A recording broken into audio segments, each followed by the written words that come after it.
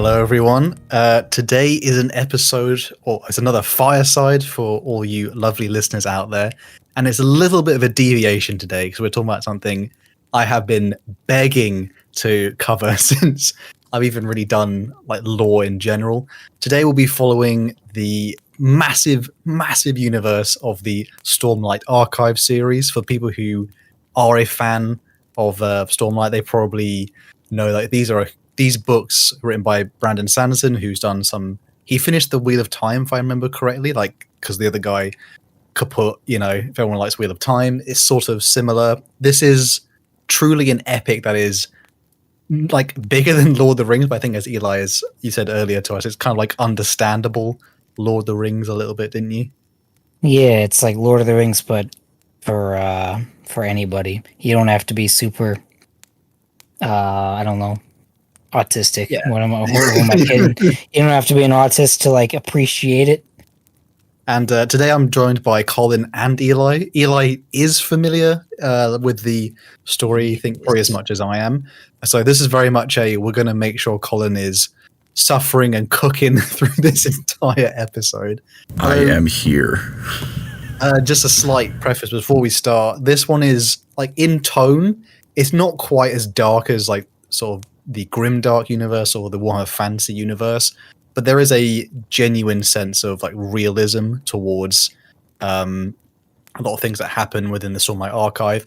And then I don't know if Eli will agree with me on this. There's a general theme of like each character that this series focuses on genuinely has like a mental health struggle that they go through. A lot of the characters are not like there's no one who is like perfectly written, and in terms like they don't have like, you know, and he was like there's no Aragorn equivalent really in the story.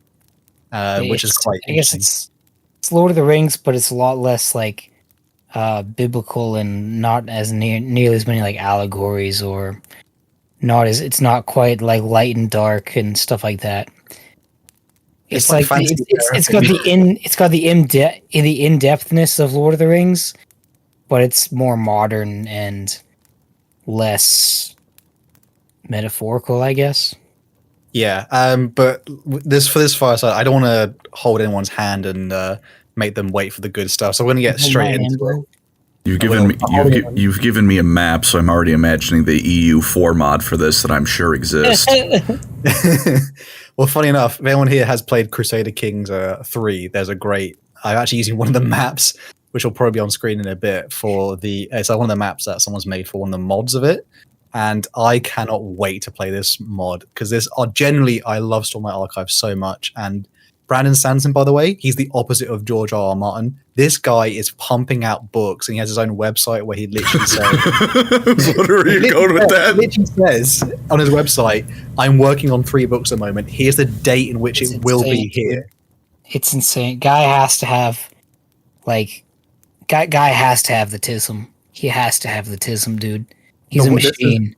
He is work ethic. This guy produces great. Like he hasn't produced a dud. Good. Yeah, like he mass produces things, but they're actually good. It's crazy. Yeah. So we're gonna get into it. So this Stormlight Archive is a fantasy universe, and it takes place on the planet. Yes, you heard that right. A planet called Roshar. And you basically see it here on the map. I'll describe it for the audio listeners. Roshar is like a super continent. There's not really many island nations. There are a few that do come up within the story, but most of the story takes place on this enormous continent. And what's very kind of different about Roshar to other fantasy universes, it has something called high storms. Now, going from west to east, across the entire planet, there's a massive wall of storm that just rages essentially across the land. And it hits on the very like western point, and this high storm has completely shaped Roshar. So endemic life on each side of the entire continent is very different, because by the time the high storm essentially rolls over the continent, the storm sort of loses its power and loses its strength. So creatures that live on the western side are like very much like shelled crustaceans. They're things that learn to hide from this massive like lightning and like wind pelting storm. Like, to illustrate to the people listening, this storm is like basically like a wooden house would just would have no chance. So often things are constructed in a way so like they can survive these massive storms. So in the most sort of western point here, I'll just illustrate for the audio listeners, there are some kingdoms that I will go into a bit later, and these ones are very much like, it's like dry, barren at times. The places, like all the life and things that grow there, they really have to like to be able to survive the storms. Like a lot of things like hiding caves or things that you wouldn't catch many roaming animals. The idea of like horses as well in these regions is quite rare because they actually have something called like chols, I believe it is, and it's like armored little like tortoisey weird reptilian things. But by the time you get to the other side of the map of Roshar, it's a lot more peaceful and there's much more things that like typically like what we'd see in our life. Like they grow like much like grasslands and flourishing and vibrant areas. But essentially like these massive high storms are a huge part of like what affects the entire world, and even in a more different way that I'll have to get to in a bit. And as I was just mentioning a little bit briefly earlier, the high storms very much affect human civilization. So all cities, all places where people live, western parts, are designed to take that brunt of the high storm. So you wouldn't, as I said earlier, you wouldn't catch any like wooden buildings or things that go down quickly. A lot of things are made of like stone. People often have bunkers when high storms are rolling across. And they do actually have like a system of kind of judging when high storms do appear. So they do somewhat know that when like a high storm it is going to hit. So people are like prepared, and no one sits outside and where there's a high storm, because literally like stones and rocks and lightning like pelts. Like honestly, you'd get stripped of your flesh if you were in the western side of it. And there are some like particularly a very important point. This is obviously a fantasy world, so there is some elements of magic here. Brandon Sanderson, the author, is known for creating interesting magic systems, which I'll go over briefly in this sort of introduction episode at the end. When these high storms roll across Roshar, the high storm itself produces something called Stormlight. Now, Stormlight is basically just magic. I won't lie. It's just basically like infinite energy magic. And people often collect them through little gemstones, and these things can be somewhat used to power and fuel like other things. Like Stormlight itself is just like power and magic. And a lot of civilizations often use Stormlight like spheres as different lights. They're also actually their currency as well. And it's a very weird idea. Like their currency basically refills, and it gets, so like you had like a few pennies, or just like, you had like it's like a 1 pence if it's like a UK thing. Essentially, when a high storm rolls over, it gets refilled and it turns into like a pound coin. Dude, I wish that was how real life worked. Yeah, so your money like basically recharges, and the more valuable something is the more Stormlight it can hold. And just a slight tangent as well, humans believe like there's some religions that say like this great figure called the Storm Father is the one who creates the storms, and he is responsible for the massive high storms that roll across all of Roshar. And another brief setting up point here, there are some very ancient cities in Roshar that are like possibly built thousands and thousands of years ago, possibly be by human hands, it's unsure. And these cities they're so old and they're so well constructed, they can survive high storms pretty much like without any trouble, and they are often like the capitals of many of the kingdoms that are like placed over Roshar. And this is where we get into the cool part, which is some of the kingdoms. Now, if anyone here is like a fan of Warhammer Fantasy, there is some link to like there's a similarity where like, oh, there's some historical like link, like how the Empire Colin is basically the Holy Roman Empire. Yeah, the HRE.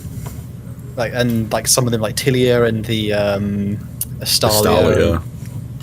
What's their equivalent again? It's the it's Italy and Spain.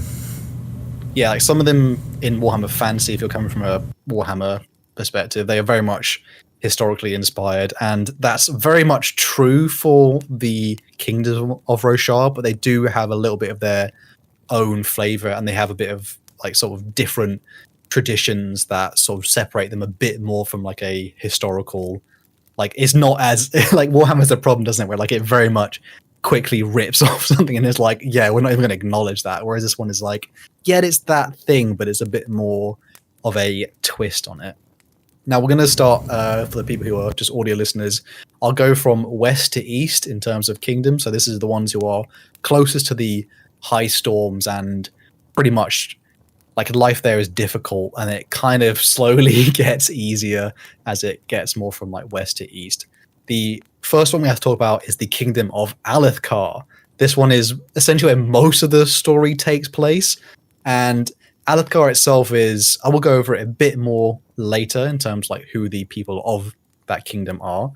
But Alethkar is very much like a dry, not quite a desert, but like dry lands level like kingdom. And Alethkar is pretty much embodied by the word of war. They very much, I don't know what historical thing I could link it to, but they often are filled with high princes who essentially they constantly war within themselves over the land. Alethkar's people are very much just embodied by war. They like fighting. They're very tall, and a lot of the characters that are the main characters of the Stormlight Archive are from Alethkar. The kingdom to the left of Alethkar, if anyone can see on the map, is called Yakaved. And I'm gonna lie, Yakaved is a mess in all of the Stormlight Archive. Yakaved is constantly embroiled in civil wars and problems, and the land here is a little bit more greener. Like there are some mountainous areas in it, and just give people a scale. This is like they are huge. These like kingdoms and continent. Like Roshar itself is like a super continent sized, but the kingdom in itself, like imagine like it's one of these things. Like has anyone been on that website like True Size Of? And they yeah, you grab like a country and then pull it down. You're like, oh wow, the UK is tiny. Like this is one of those things where like, oh, these are quite big land masses. And Yakaved is quite a big kingdom, quite populous as well, a little bit greener, but it's Alethkar is like the military might of Roshar, and Yakaved is like a sort of second into that like power. There's a country to the north called Heralds or Herdazians. They are the people from there. I can't wait to talk about them because they are so funny in the book, because the book has got like a good sense of like it's really hard to describe how well like character interactions happen in Stormlight Archive, because some of the characters are just they just blurt out what they're thinking. Like in real life, it's not written, as I was saying earlier, like the Lord of the Rings, where it's like, oh, such beautiful language, you know, oh, Aragorn. Like it's nothing like that. It's very much like, yo, you want to like build an army, brother? It's like, oh God, I literally had a bit of tissue on my side, like, oh, so embarrassing. You know what I mean? I just come off the loo or something. You know, it's very much like they have a sense of humor and seriousness as well. But Herald's like a smaller nation towards the top there. Herald's is quite a bit drier. I say the Australia. The Australian. They're kind of like our Australians. I do have a bit about each people later, but I just want to like Herald's is one I'm very much looking forward to talking about. There's a few smaller nations like on the sort of southern western point. They're called the Frostlands. Essentially, no one really lives there. They're like minor kingdoms that don't really come up much in the story. Although there is one of the smaller ones called Carbranth, which is like a city. They're like some city-states in there. There's actually an interesting part where Carbranth itself is an entire city that hides in like a cliff that faces that's cool. The east. So like the entire city is covered and it doesn't get hit by a high storm like that bad. Like just mentions about like most doors face east because of the high storms. Like that's how much it like affects the world. Yeah, sorry, I can't wait to talk about the Herdazians. They're so funny. But yeah, a lot of these areas down on the south, they are very much like melting pots. A lot of people from other kingdoms will come to these areas.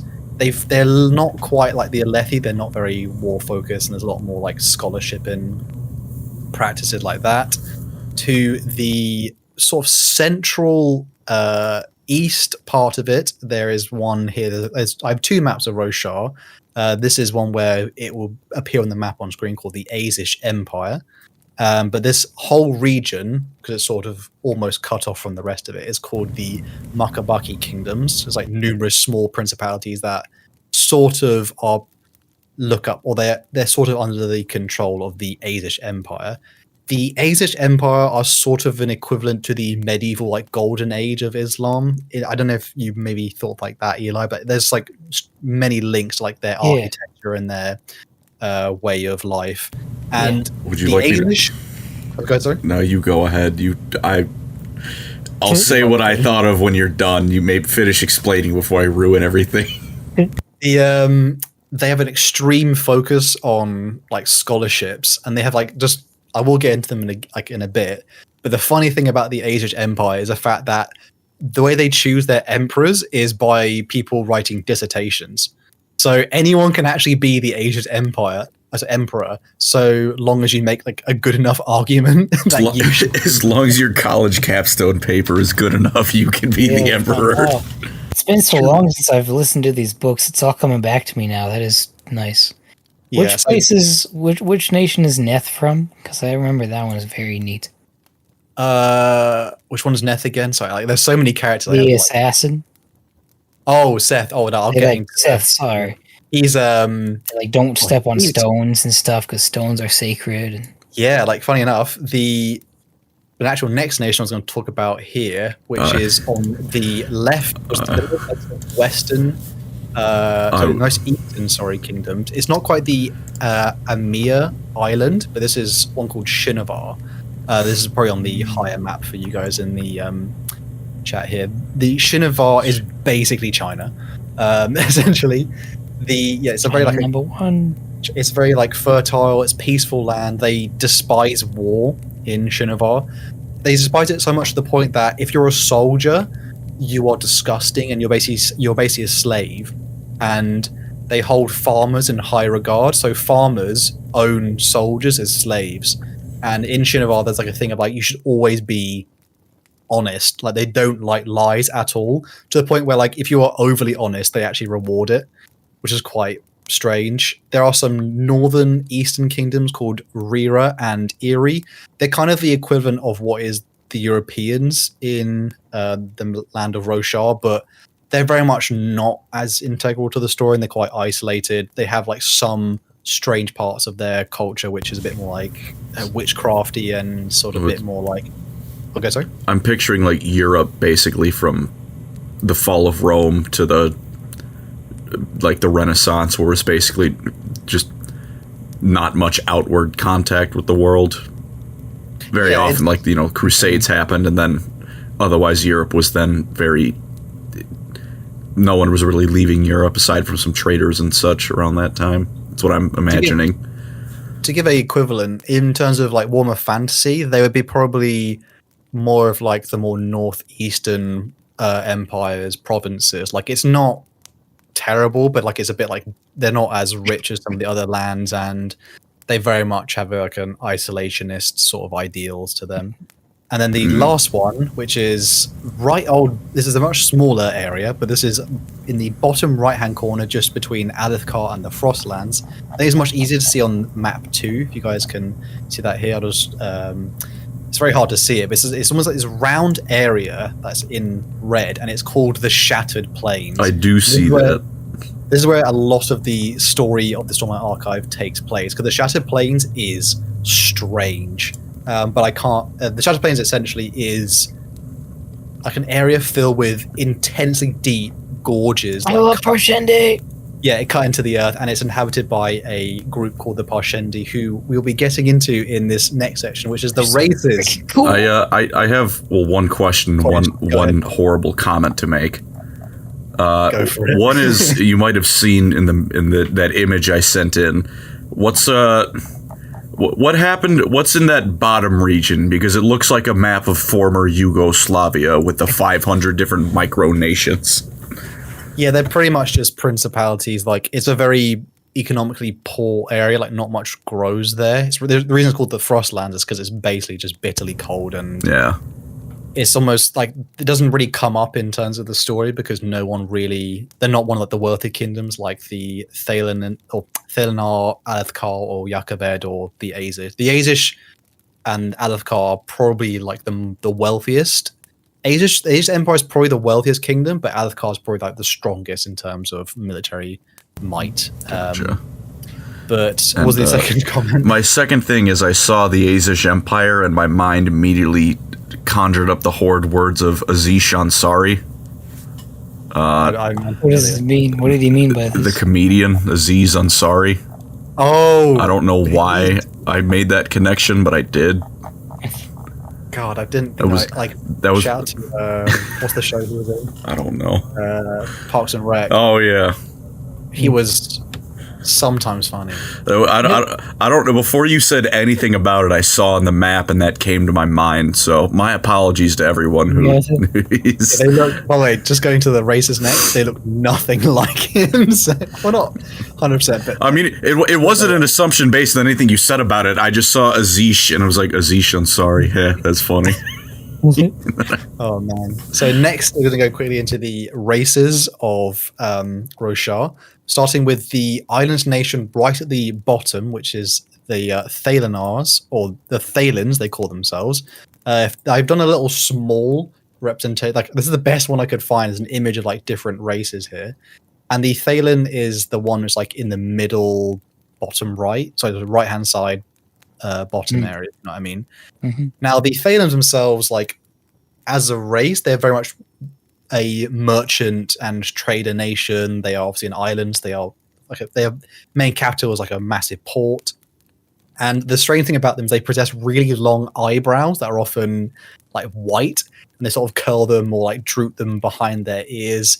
Thalens aren't like the tallest, but they are some of them can be like pretty big. Obviously, some of the other races on here will be much taller, but they pretty much are like well scholared. They're very much their own thing. Like, Thalens are often seen traveling around a lot. Like, they're often people who will go to different nations as traders. So people will encounter Thalens, and they very much like their long eyebrows. I don't know why it's a thing, but it's like there are a few Thalen characters that you meet in more later books. There are only like a few in like some of the earlier ones. The big group here, the big ones, is like on the very, if you're for the audio listeners, I will describe it. For the visual listeners though, so right on the bottom middle here is the Alethi of Alethkar.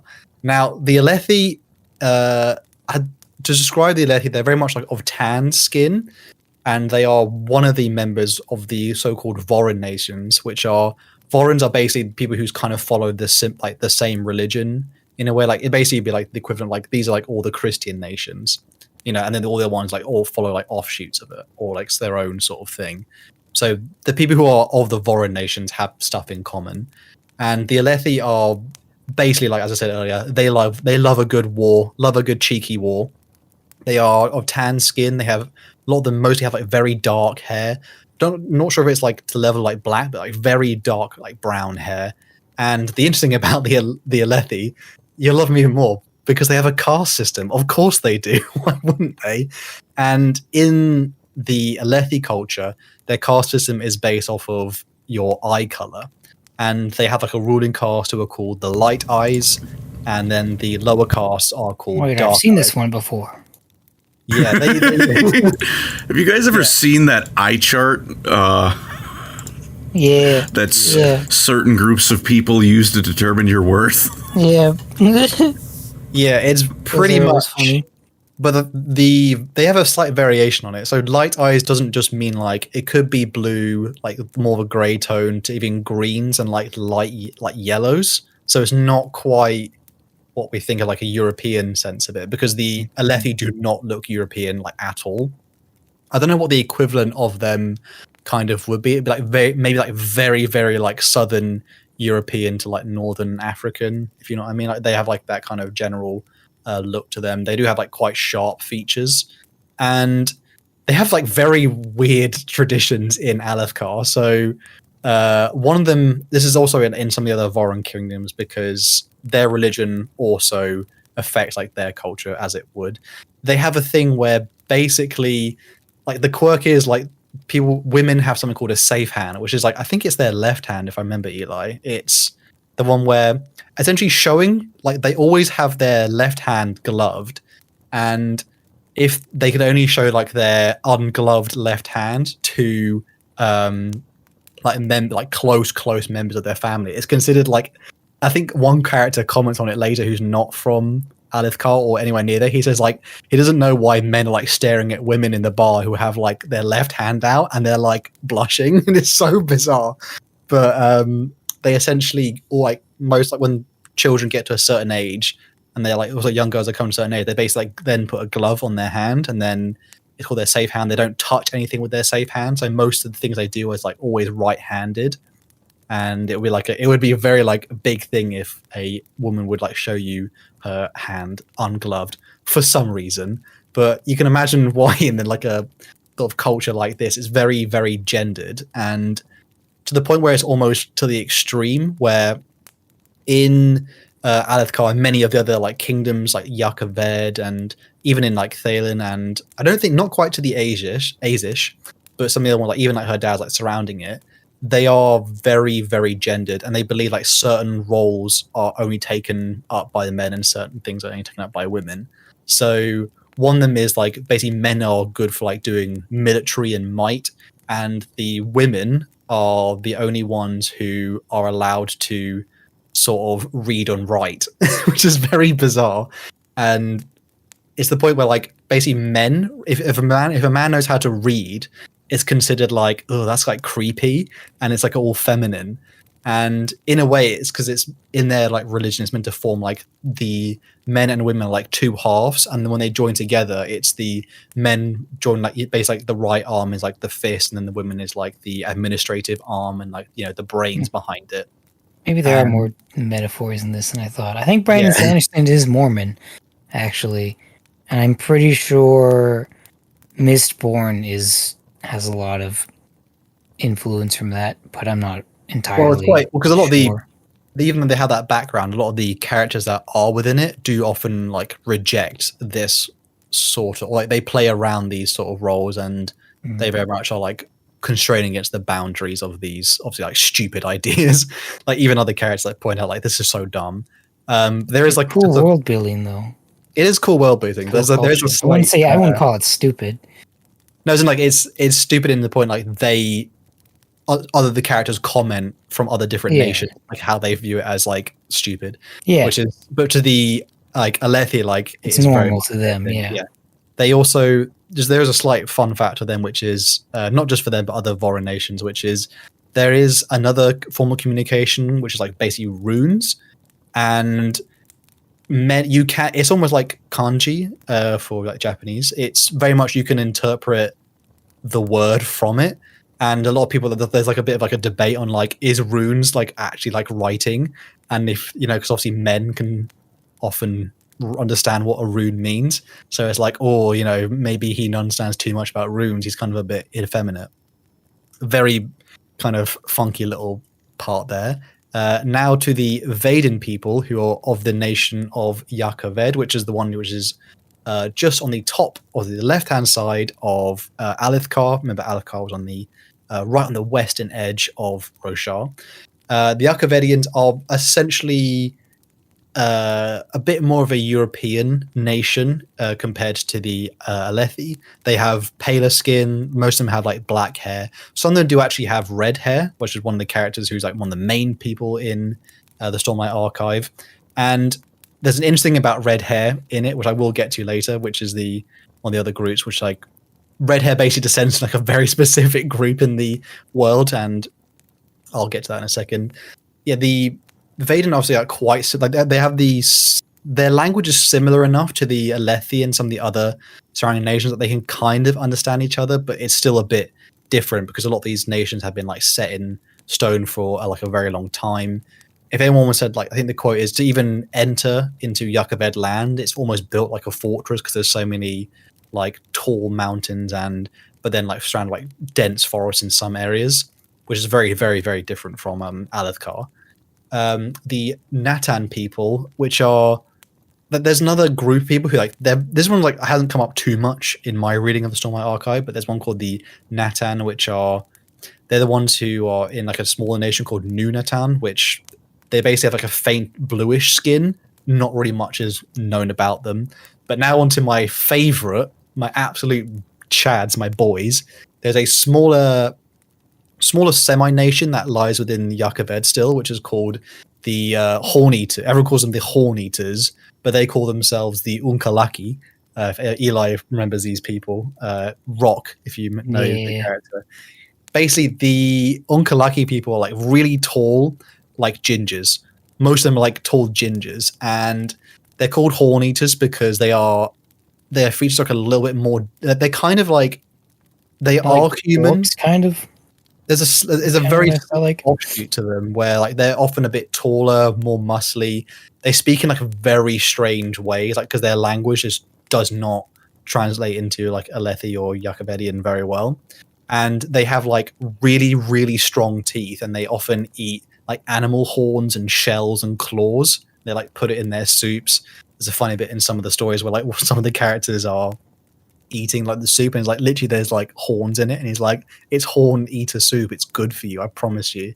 And it does taste really good. They're all really good cooks, and they have very very strange traditions in the fact that they have like a system of like they have loads of children, the Unkalaki, in their like mountainous home, and like some of them, if they're like high up on the like, if they're, like the firstborn or like even to the thirdborn brother, some of them are like, oh, you're too valuable, you can't, like the younger brothers are allowed to fight, the older brothers are not allowed to fight, and some of them have to be like cooks or something like that. They're very defensive, and they live in like a sacred land. They're very much in tune with the world, but they sometimes are like they're technically part of Yakaved, but they don't really see themselves as part of it, but they sometimes like will like send people to They're so help cool. like They're like, I guess like they're like sophisticated. I don't know how to just they're like orcs, but they're smart and like religious and sophisticated. Maybe. Yeah, it would be like the smartest orc as a human. Sort Yeah, of not thing. not like 40k orcs, just like fantasy orcs. I mean, Yeah, they're pretty like whenever like there's a character interaction with them, it's always like really enjoyable just because they're so funny because people don't know how to interact with them. But they are it's very important that they are very tall, and people who live in Yakaved, if they have like red hair, they often say like, "Oh, you probably have like Horn Eater or Unkalaki ancestry." Another race is from the land of Shinovar, which is like right on the western edge, and they are the Shin race, which is they're essentially like the world's equivalent of what are like Asian people, but I don't know how to put this in a nice way, but they kind of like animate up, if you know what I mean. Like they very much have they're shortened down people, and their eyes are like the size like anime eyes. Like, I don't know how like Colin feels about that. Did you? I'm picturing. Did you guys see the movie?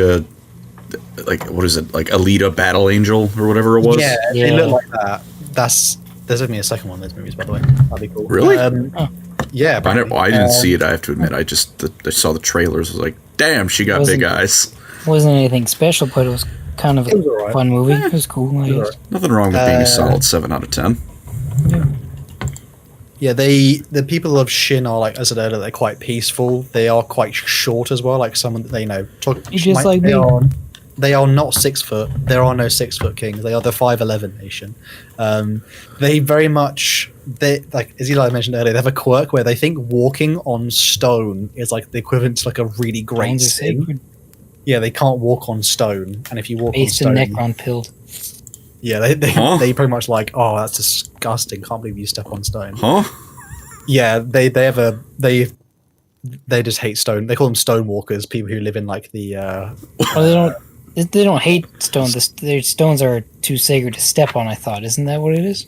Yeah, so like people who live in the east are stone walkers to them, and then they're oh, great sinners. So if there were dwarves, they would just hate them with a passion, I'm assuming. Yeah. Yeah, they all live in like above ground, like fertile farmland. So the Shin are very much, they're quite isolated. They even they're in, as you see from the map, they're very much like cut off from the rest of Roshar. And the only time people ever go in is like as traders most of the time. People don't even desire to fight wars over them because they're just like, well, they don't even want to fight back. It's just a bit, you feel a bit bad almost. But you won't later because there are some interesting characters of them. The next ones are the Makibaki people, which are the Azish Empire and those smaller nations that fall underneath them. The Makibaki are very much like they're the darkest skin of all of the nations. I don't know if people can still see the equivalent on the image I have put up there.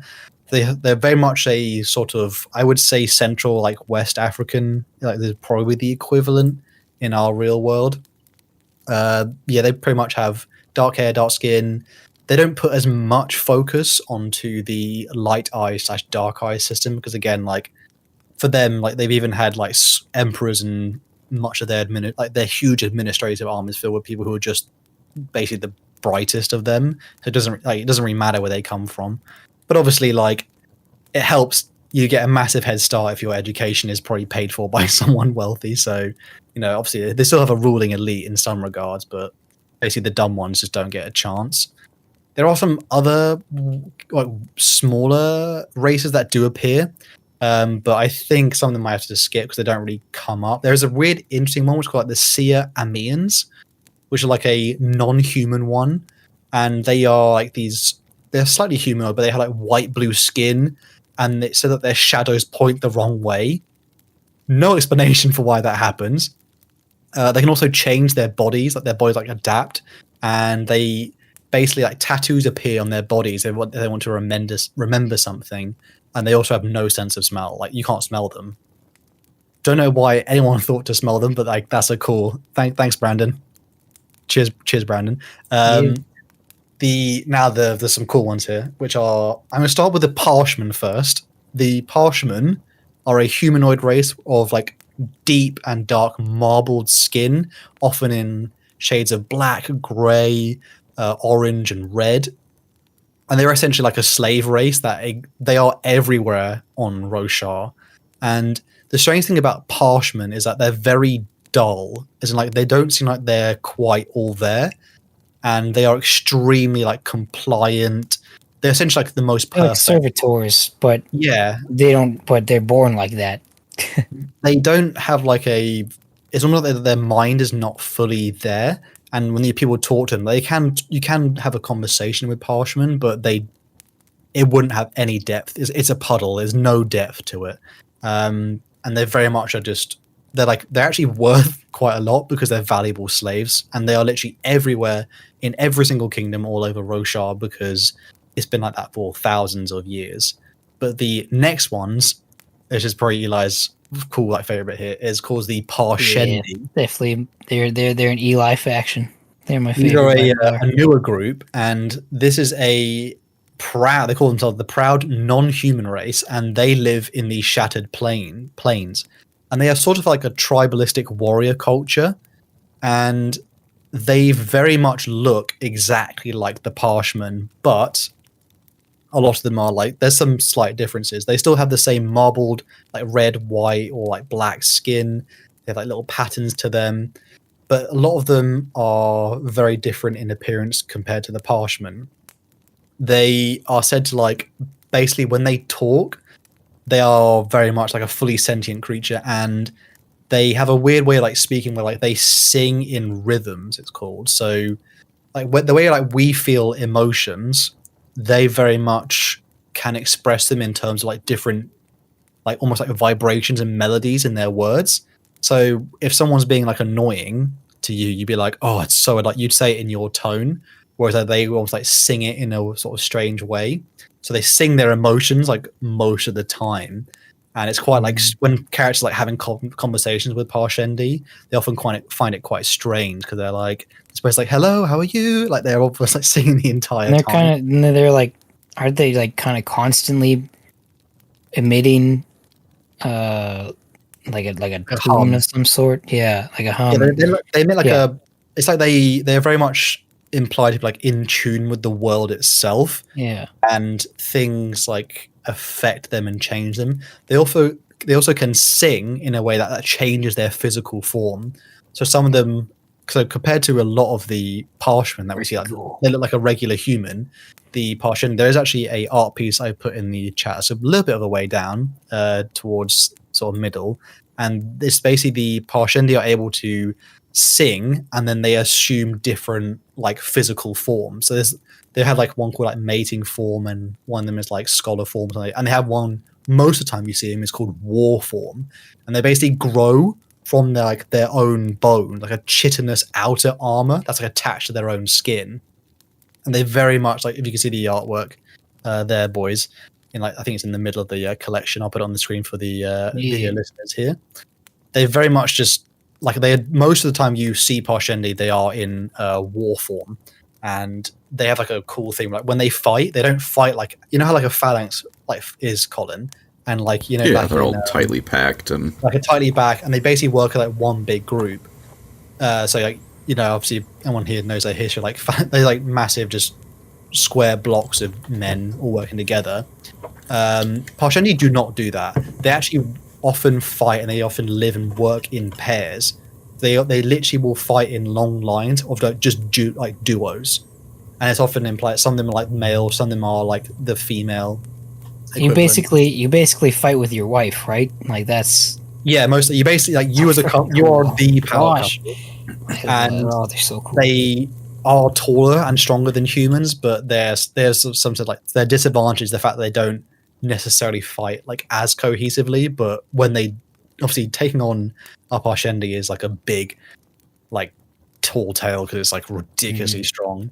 But they essentially can transform their body to adapt to what they need to do. So some of them like we're going to build like a new home today, we're going to take on work form, or like we need to we want to have more children, we'll take on mate form or something like that. So yeah, and then it's implied like it's very it's where mate form is like it's like yeah, but it's like they're softer and they're dull and stuff, and like you don't want to be in mate form if you're doing anything else other than mating. Fucking yeah, and they don't. I guess this is for later in the video, but they have no shards. That's one of their. Is that one of their things? They have no shard blades, or is that? Am I thinking? No, they do. I'll have to go into what that is, and actually that's coming up right next. But it's been a while. Just to finish on the Parshendi themselves, there's a funny part I do remember in one of the books where like one of the people, like she transforms into like warrior form, and her partner's still in mate form, and he's literally just like sitting there in the corner being horny the entire time, and she's like, oh my god, it's exhausting. And when they interact with humans, the Parshendi have not interacted with Parshmen or humans for a long time. And when they interact with humans, they're like, oh my god, you're telling me humans are in war form, mate form, and work form the entire time? It's inconceivable. Yeah, the idea like you couldn't switch off like a part of your brain is completely strange to them. And now is the actual more fun part, which is the world building of Roshar. This is stuff like Colin, you will desperately need to understand what's going on. So as we say, this is like the current map of Roshar, and there are some things that like fill in the gaps of like the world building, which is a big one is called the Spren. This is a very unique thing to like. It's not I've seen in maybe other fantasies as much, but Spren are essentially, I would describe them like fairies almost. If it's like that's like the closest thing I could describe them to, and they essentially represent things from elements to even to concepts. And they're just like darting little creatures that somewhat look like magic, but so a lot of the time, like for example, there's something called like wind spren, and you sometimes in like the world of Roshar, people will see the spren, like these little creatures that will interact and like fly in the air. It's like it's like a little sort of wind fairy. But then there are things where spren appear where emotions are strong. So say if someone absolutely, I don't even know if this is even like what this really means, but if someone blew up the bathroom in a Dave and Buster's or something, they would have they would sprout something called like shame spren. So if you did something really embarrassing, sometimes shame spren will like appear next to you and people can see it and they're like, no, you're ashamed. So like these guys are like truly like and they are showing receipts for everything. They're all unique and like appear in different ways and stuff and look different, and it's very cool. This world sounds like hell now. No, it's not too. I mean, it's not like it's like if you're really angry, little red wisps might pop up or like stuff like that. Yeah, it's very much like a physical indicator of certain things and then the world itself. So like some examples, like I said, like wind and shame spren. There's one called like rot spren. So if people like say soldiers are injured in battle, like little rot spren will appear near the wound, and that's when people are like, oh, I know it's like bad. So there are like some kind of indicators. There's like glory spren, which like appear like gold lights above people's head, and then they're like lying spren, which is like some of the more they're like more complex spren, and There's also you like can't really wacky big ones that nobody understands type of thing Yeah. too, right?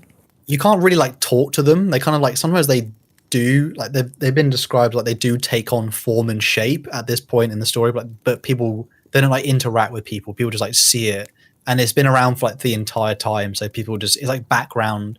Like it wouldn't shock someone if they saw a spren. They're just like, oh, it's a spren. Like seeing like a bird or like a butterfly or something like that. And the next cool part, which I so glad I get to, there's a visual representative of this one here, somewhere in the middle. It's called a shard blade. Now, this is the stuff that makes the Stormlight Archive kind of go hard. Shard blades are massive but lightweight ancient weapons that can literally cut through anything except another shard or other shard things.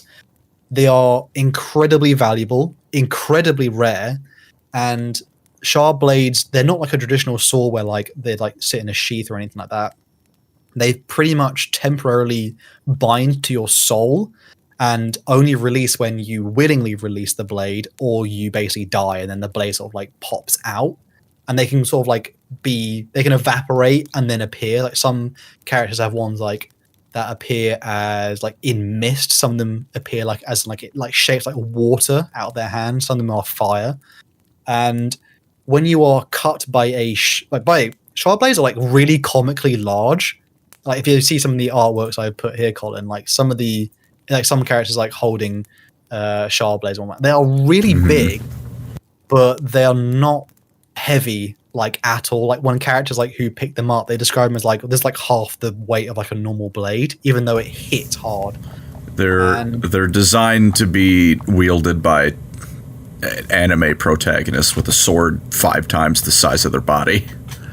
Pretty much. But the thing is, shard blades, like when your body is cut by a shard blade, essentially the limb and like all the surrounding tissue turns black and like your eyes like fizzle out. Like it somehow destroys your very being. And it just goes right through you. It's not like it doesn't like sever your arm or anything.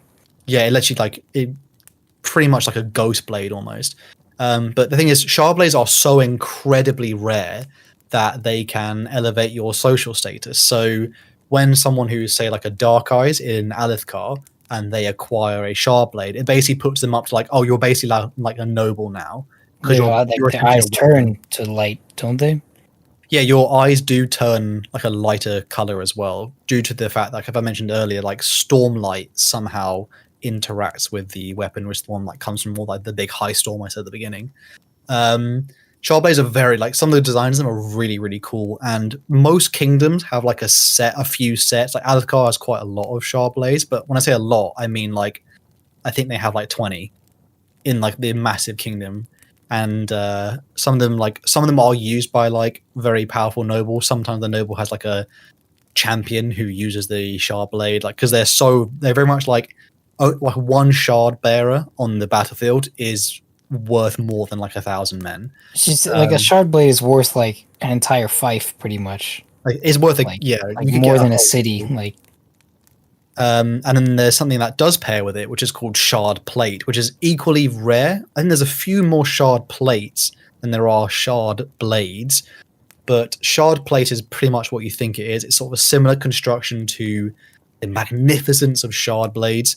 They're very much described like as almost like a ceramic-like material, rather than, you know how like modern body armor like shatters if it's hit, rather than like snaps or like bends or anything like that. Some of them, like like the big plates they put in front of like modern, like obviously paired with Kevlar and things like that.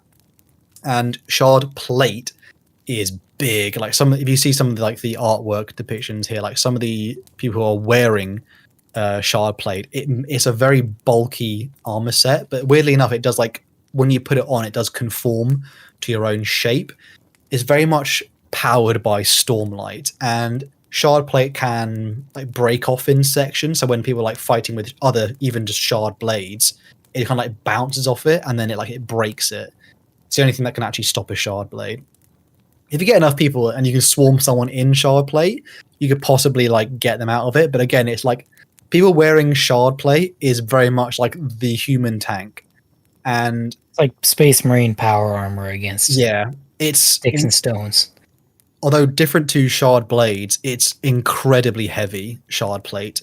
And the only thing that makes it like people able to use it is the fact like it's powered by Stormlight, so people use like certain gems in it, and that gives it like basically like they give it an electrical circuit, and pretty much one shot like person with a shard plate and a shard blade, like most people just run because it is very much the Space Marine.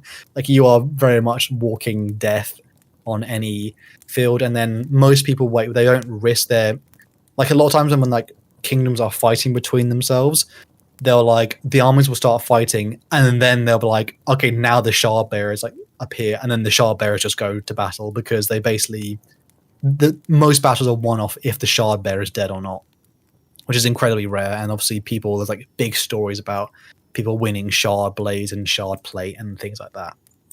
The just like what do you feel? I don't know if some of them do have names for shard blades, but I don't think I have a list in here. But they are a very cool, like I guess not like gimmick, but like a mechanic of like the world in terms of like how much power is very much in the idea of like, is it what's that thing? Is it in Game of Thrones? They said like who's the most powerful person in the room? Is it the priest, the king, or the or like the merchant or something like that? And it's basically the most powerful person is the person wielding the sword and the one where he believes where the power is. And like there's a big analogy about shard bearers.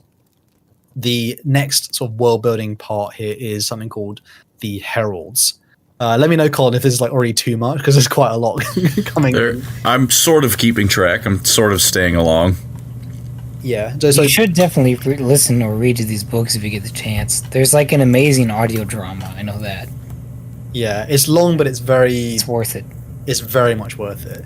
And just like a last bit on like shard plate and shard bearers, there are quite a few dotted throughout kingdoms, but obviously like Alethkar being the strongest has the most amount, and often kingdoms will like trade things for shard plate and shard bearers, and it's kind of like a Space Marine thing, like where most people just won't like in their lifetimes see a shard bearer, so when they do like see them, they're very much like, oh my god. So they're pretty special. And the most important thing now is to talk about the Heralds, which is as we go back, so what we're looking at now is like the modern map of Roshar, and most of this story, it kind of takes place with the beginning where it's the Heralds, which are essentially like it's set thousands of years ago, and this is the point where it explains like this is like the beginning of what is like recorded history for Roshar. The Heralds are essentially, something first about it, it's called the Desolation. That's a bit more important, but the Heralds and the Desolations are linked. The Desolation is basically the apocalypse, and throughout Roshar's history, they basically over thousands of years they keep having like apocalypse level events where this great enemy called the quote Voidbringers basically wipe out most of the kingdoms. So the current kingdoms that you're looking at on the Roshar map are not really that old, and they have, as I said earlier, there'd be like some cities which are like clearly made in a different age. It's very much the same thing, in like Warhammer, where like they had the Age of Strife and like sort of things collapse. They basically have that, but they have it like 3 or 4 times every like 1,000 years or something. Mm-hmm. And the Desolate, so it's a lot of it is lost to history, of like what really happens during Desolations, because there hasn't been one for quite a while at the start of the books. This great enemy called the Voidbringers essentially wipe out most of human civilization until this group called the Heralds, which I think basically is like the Avengers. They're like 10 humans that appear during the Desolations, and they mostly rally humanity against what the Voidbringers, and they fight back, and they every time so far they've managed to beat a Desolation. How many Desolations there has been, we really do not know. Essentially every single time it's happened, though, it's implied like humanity got it just did worse and worse, like more of like like literally our golden age just disappeared at some point and just vanished. Things suck now. it's just so old. I mean, it's like I know, like in Warhammer, it was like, oh, it's like the distant past. I think it is like a similar equivalent, like 4,000 or 5,000 years. Like that's how far back it goes.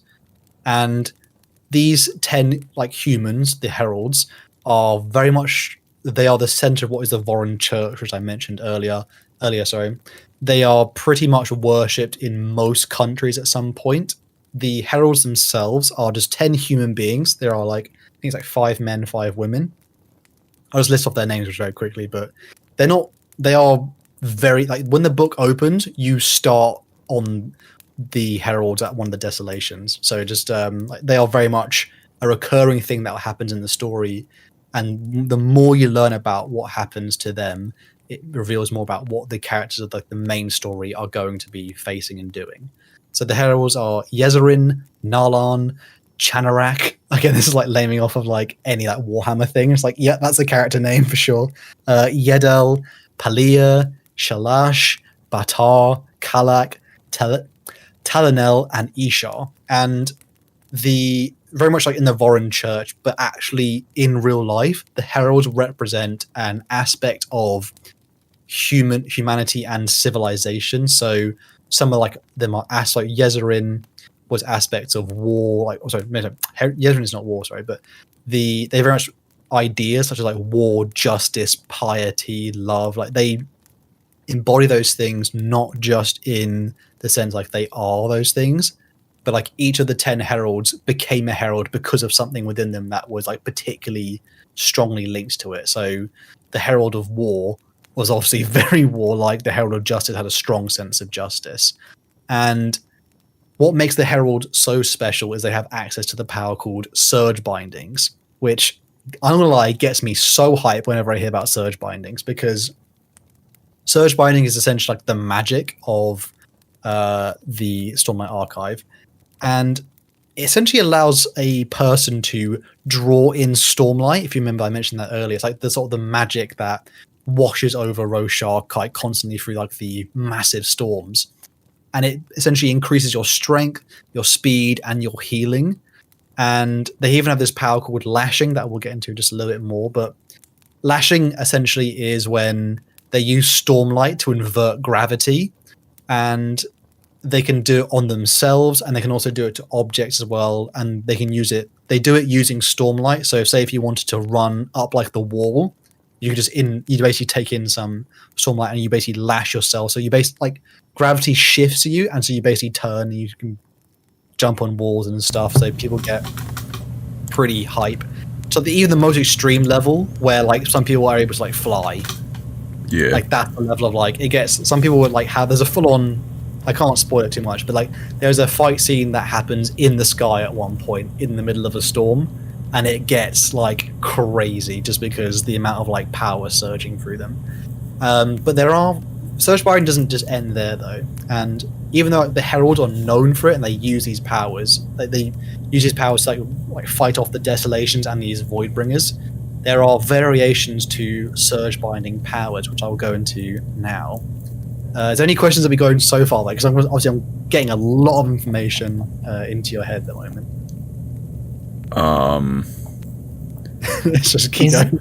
Is it spoilers to say, like, what happens to the heralds in between desolations? That's yeah. I will finish off at some part of that, but I'm just gonna do like there's a bit of context about surge bindings here. Out of, I guess it's more of a general setting curiosity question. Is there I know you said like Alethkar, they're like a very warlike culture. Is there frequently like massive engagements between all these people and all this shit, or is it? Yeah, or there's constant like war between the Alethkar like city states and stuff. The Alethi often fight between themselves, the Herdazians, and I was going to mention it earlier. Something cool I liked about the Herdazians. I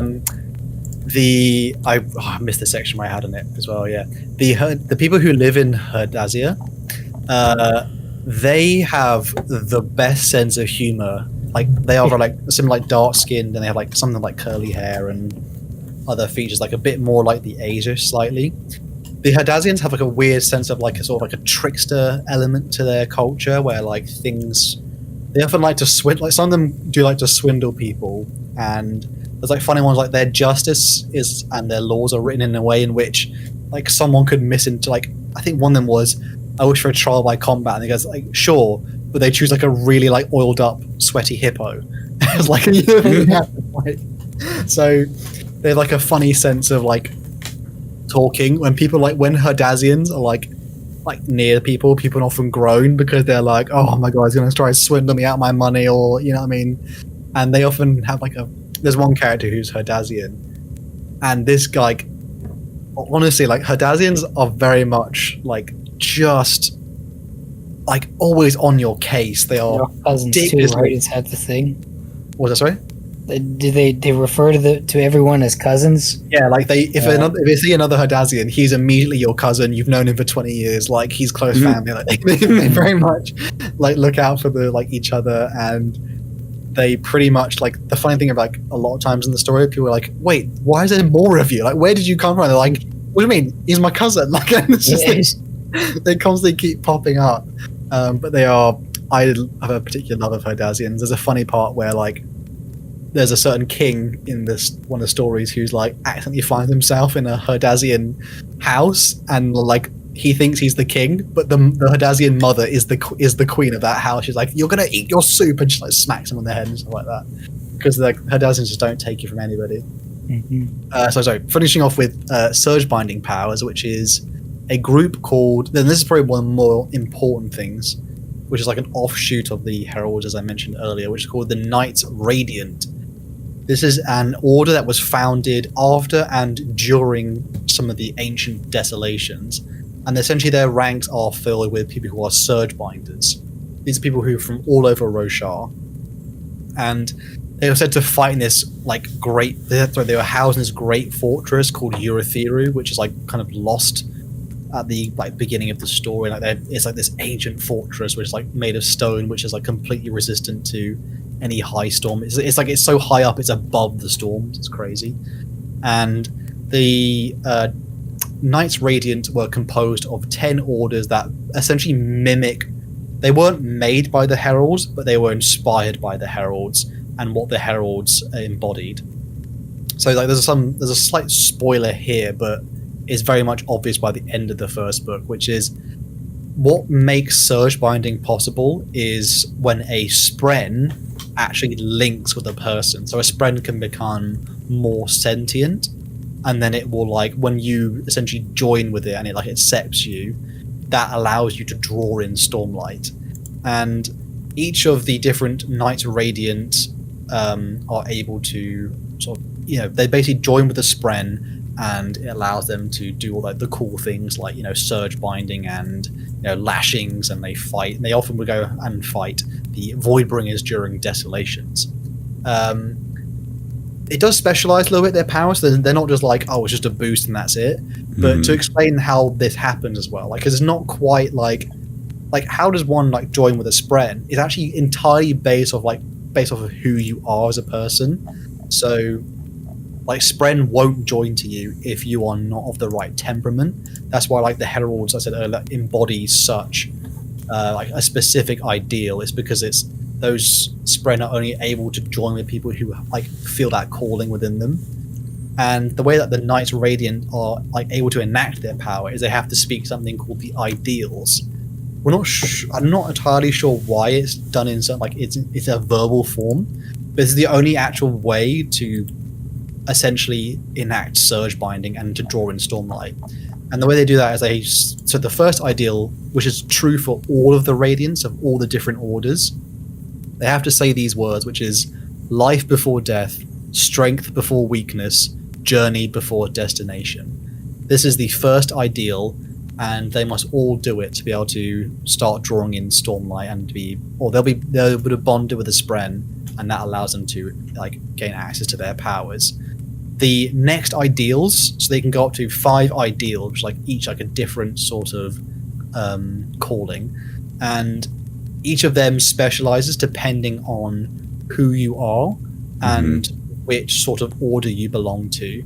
So Windrunners, they're often ones who are like quite closely linked to Windspren. They very much, their power comes from their sense of like just like doing the right thing and being honorable. So the Windrunners themselves were often like the frontline combatants. They very much like have good access to like lashing, and then they would often be the ones like flying around. So like when desolations were happening, there would like be groups of like radiants just like flying, like literally like groups like jets like just flying over battlefields, been like, yeah, we're coming, boys, like we're going, where are we dropping, sort of thing. And other examples of like orders are ones who are called Skybreakers, who they are like similar to the Herald of Justice, where in their heart they are obsessed with doing the right thing, and so they grants them. They haven't gone quite as far in the books with some of their unique powers, but they essentially have things that adapt to that. They're ones called Light Weavers, who there are people who are obsessed with the truth and lies, and so they're able to create illusions with Stormlight. There's one called Bondsmiths, who essentially say they do what they say in the tin. They seek to create bonds, and they wish to forge oaths with people. Like oaths themselves have a power in the world, and so they gain more strength and power when they form connections with people. And also important thing to remember, all Knights Radiant possessed a shard plate and a shard blade.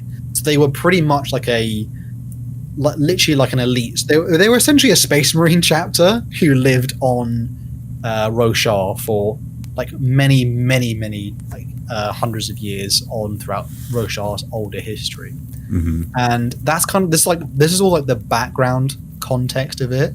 Like it sounds like this is like, oh, you need all this before you can, like when you go through the book, it reveals all this stuff so slowly, like you don't feel like lost at any point. Obviously it's quite a lot in one go now, but this is, I'm going to start, that's like kind of the background info, and I'm going to go on to the context for the first book, which is Way of Kings, and then just some like a basic rendition of like the characters you're going to be start following. Obviously if we do more episodes of this Fireside, we'll go into all those characters, because some of them are so well written and it's so enjoyable.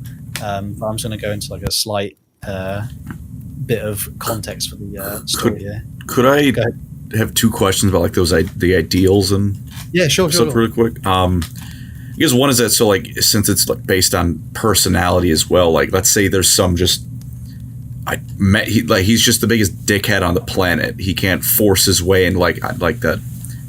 I just hype like ideal kindness or anything like that. Like he can't get power from that. He can't fake it, basically.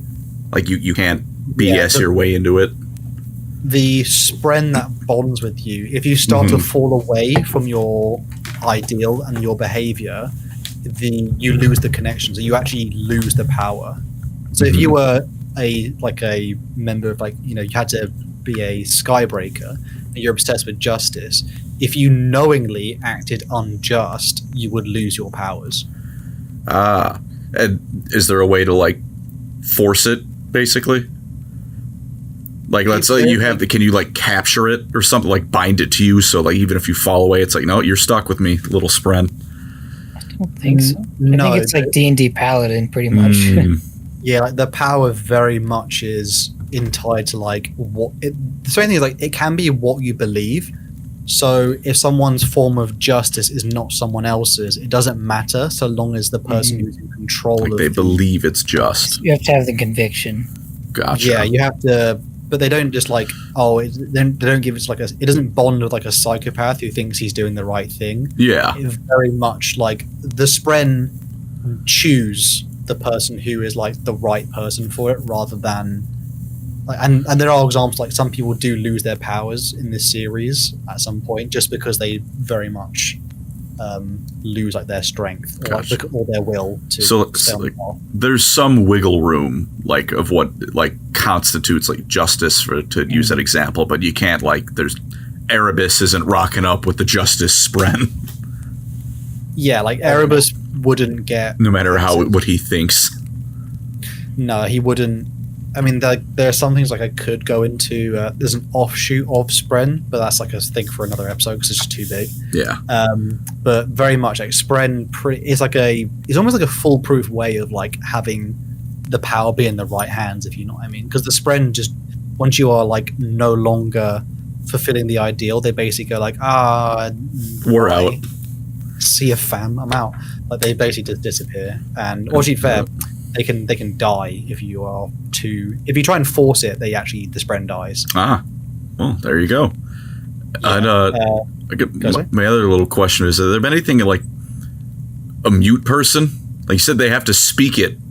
So like, if you're mute, is it just like, sorry, champ, you are perfect in all ways, but you can't talk, so you can't call that power forth? I don't know. Like, has that ever been addressed? Just out of curiosity. I don't know, but I assume like you can maybe sign it. To be fair, like there's also like a thing where sucking in Stormlight also heals you. So people who have had injuries, like be permanent, like someone's able to like regrow a limb. Like it's possible to do that. Like gotcha. Stormlight is like the ultimate healer. So if you were obviously mute, if you were mute by choice, it probably would. It would find another way. Like it would know. You have to like say it with your heart in a way. Not like speaking the words is part of verbalizing the truth of it. You know, it's life before death, strength before weakness, journey before destination. You have to believe that in order to. The strange part is, well, like when the spren chooses you as well, you feel the words like come from your soul. Like a lot of them, they don't tell you as a surgebinder what the ideals are. You discover them by following following deeper into your like unique path. So you cannot be told what the only the first ideal is simply told to most like the Knights Radiant or like surgebinders. The other ones you have to discover for yourself because you'll feel it in your like soul. Is any other smaller questions? Obviously, there's a lot of like background stuff, but this is like I'm just going to start like the recap of like this is where the series starts and like sets you up like properly. Like this is the beginning of the book. I think I'm ready to hear it. Yeah. Awesome. So the beginning. I won't go in too deep, just in case people want to like go in further for themselves, or if, again, like we might do a future episode based off of each character because each book is essentially like a trilogy in itself, so they're very long. But you do follow the point of view of many like interesting characters, and there are some like smaller side characters. But the series essentially starts with the first scene is with the Heralds, and it's right after a desolation has happened, and the Heralds themselves are looking to each other, and they essentially look each other in the eye, and they're completely like broken as human beings. They don't know how many desolations they fought. They essentially have like the age they're from like no longer exists, and they notice that only one of their rank is missing. And when the heralds are looking to each other, they obviously all embody different things, but they all agree, the 9 who are still here, that they just can't do it again. They cannot go back, and obviously what that really means is something you have to discover way later. And there are 9 swords. The artwork I've put in the chat for you guys, and I'll put on the screen for the rest of them. There are 9 swords that are like put in a circle, and they look very much like shard blades. And they are essentially a rejection of what their duty is. And from this point on, the story takes a completely different shift. Slightly later in the timeline, this is supposedly set quite at a time we don't even remember, possibly 1,000, 2,000 years ago, we're not really sure. And what happens possibly even centuries or decades, we're not sure later, the Knights Radiant, by the time of the first book called Way of Kings, there's an event called the Recreants. The Knights Radiant, so over 300 knights in their shard blade and shard plates, stand before an unnamed city's walls. The guards are all looking out at them like they're very like, what's going on? Why are the Knights Radiant here? And the Knights Radiant take off their shard plates and disband their blades and sever their connection to them. And women of women and men of every color, creed, and everything, they essentially leave them there, and it's like a bloodbath as people go over to clamber to them. And the Knights Radiant disband. And they're basically forever on the Knights Radiant. The name Knights Radiant is considered like a stain. It's like, oh, they abandoned their duty to the world. And they have basically those shards that I mentioned earlier, the shards and shard plate, the ones that like spread over multiple different kingdoms. that's where they all came from. This like shattering of the Knights Radiant, and essentially over the next few centuries, those blades and those plates will be fought over in massive bloodbaths until they settled into the current kingdoms of the start of the Way of Kings. Alethkar itself it was once united in its previous history, only once, and then very briefly like disbanded, very much like an Alexander the Great sort of thing. And it is once again, for the first time in many, many centuries, it is united under a king who unites all the different high princes of all the different lands that are the people who are the people who are the Alethi, by a king called Gavilar and his brother called High Prince Dalinar. Dalinar and Gavilar are very important to the books, but particularly Dalinar, who's one of the POV characters. Eventually, King Gavilar and his brother Dalinar discover to the south this area called the Shattered Plains. And as I said earlier, the Shattered Plains are quite close to the High Storms, and the Shattered Plains itself is an incredibly, like I said earlier, like they have like filled with crevasses and deep chasms that are like super, super deep to the point where like the light almost doesn't touch, and it's like an entire region filled with them. And to actually cross over different chasms, people had to build things like bridges and ladders, and the idea of being bridges as well. Bridges are very important to anything that happens on the Shattered Plains, and that will come up a lot later if Eli knows what I'm talking about. Bridge 4. Bridge 4. People understand. Bridge 4. Bridge 4 is like shark bake, like that equivalent. We say it with our chest. The King Gavilar and Prince Dalinar, so High Prince Dalinar, they discover the Parshendi people, which are the ones that are like similar to like the Parshmen earlier, but they look like the war form. They're like filled with like they have like chitinous like bone growths over their head, their shoulders, and their chests. They're very different. They obviously speak in a very, very different way, and it's a very like interesting time for the Alethi, who have been at this point they've been fighting like border wars with like Yakaved, like the region to their left, and the Herdazians, who the little silly goose Herdazians have been testing the border because why not? Because there's a king, might as well see if he's any good. Lovely Herdazians, and at the time, the discovery of the Parshendi, which is to the south of Alethkar, which is like almost like a new, like right on their border, but they've never quite ventured in there because it's near like the Frostland, which is again like nobody thinks there's anything there. There is a treaty to be signed between these like two nations. Alethkar is much larger and bigger than the Shattered Plains, but there are lots of Parshendi who live here, and they essentially. The Parshendi have a group that travel up to the palace at the city called Kolinar, which is the capital of Alethkar, and is very much like one of those older cities that I mentioned earlier. Like it's a city that's been around for a very long time, probably before the Alethi were even there. And this is when this fateful night happens, when an assassin in white shows up. This assassin is a short figure filled with flowing robes. There's probably an artistic rendition I put in the chat down here, and he starts to walk on the walls of the palace. He starts all like the sphere lanterns that like surround it, like and mostly use like the light sources in most of like Kolinar. They start to drain as he goes near them, and he's like slightly glowing as he is essentially starts carving up loads of guards. And the assassin is also wielding a shard blade, and there are very few of those, obviously, in the world. Eventually, the assassin manages to chase King Gavilar all the way up into this like outside area where the king, who has his own shard blade, is like fighting against him in his own shard plate. But eventually, the assassin moves in such a way like no one has seen surgebinding for a very, very long time, and so they don't even know what's happening. And the assassin manages to kill the king. So the book opens with King Gavilar, king of Alethkar, obviously the war nation, being assassinated. But with his dying breath, Gavilar asks the assassin to tell his brother something important. And for some reason, the assassin agrees, and he writes a message in King Gavilar's blood. And it's a quote from a book called The Way of Kings.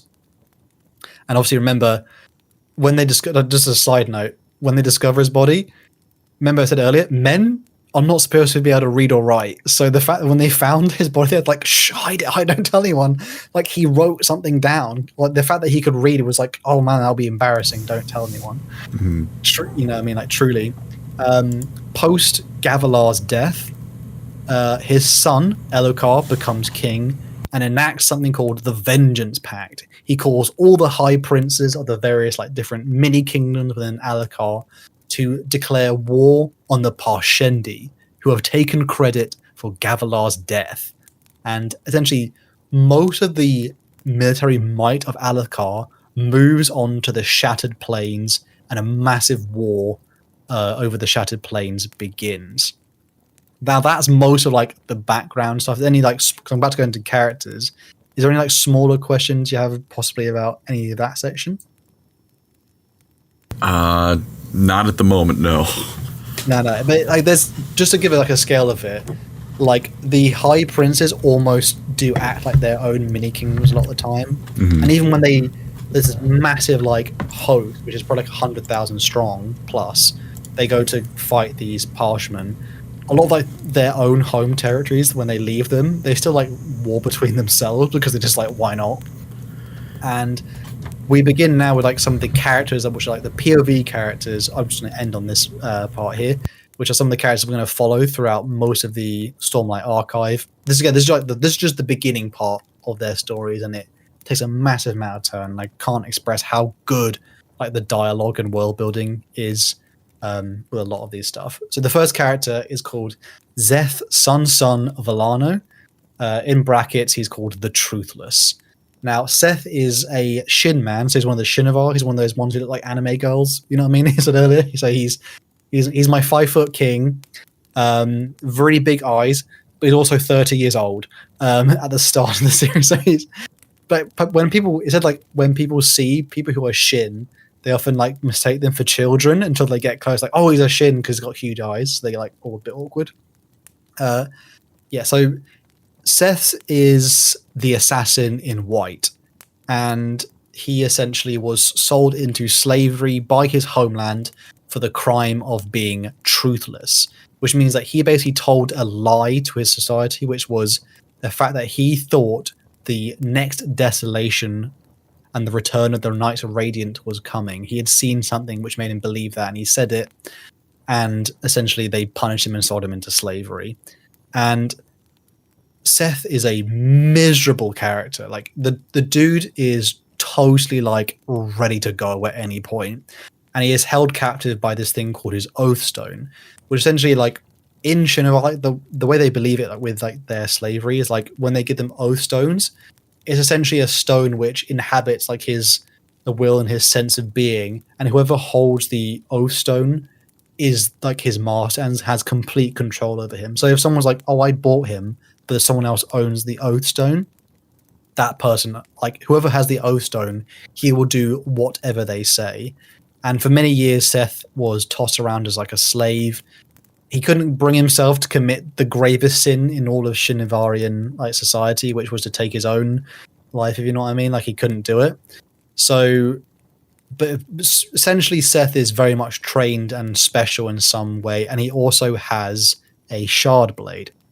And the interesting thing about his character, like, he blames other people mostly for what happens to him. So he is instructed at some point to kill the King Gavilar, and just as he just goes and does it.